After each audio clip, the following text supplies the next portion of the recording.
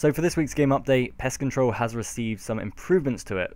Most notably, the graphics have changed. Not on the island. The island's actually still the same, and so is all the boats taking you to the actual, Pest Control island. And surprisingly as well, all the monsters at Pest Control are still the same as well.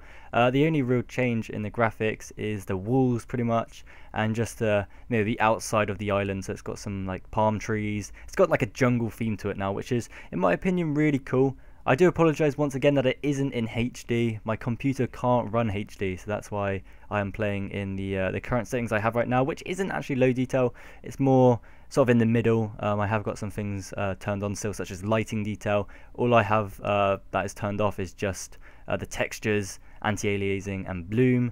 But apart from that, the graphics look really good. I'm quite disappointed that they didn't actually update the monsters, but they'll most likely do that in a future update. There's also been new rewards added, so if you go over to the Void Knights and go to Exchange, you'll see on the experience table here that the skill summoning is now actually been added to it. So you can actually spend your commendation on summoning XP and get 392 XP per commendation, and if you go on the veteran boat and succeed, you will get 4 commendation, so that's pretty decent.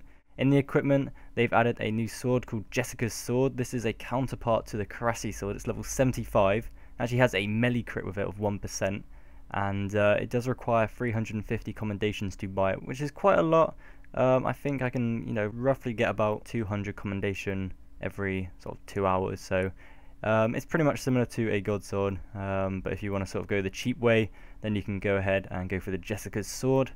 And then in the consumables, they've added something called an armor patch. And this is quite interesting, as you can actually upgrade your Void Knight armor from the elite to a superior elite. It does require 200 commendation, and you will need to use this on every single piece of your Void Knight armor. So once you've got 200 and got this armor patch, it doesn't work for all of your armor. You've got to use on each individual piece. So if you want to upgrade 4 of your armors, then it will cost you 800 commendation, which is quite a lot. And then there's also been various other improvements to try and increase the popularity of this minigame. Things such as the rate of XP gain per commendation has been increased for all of the skills.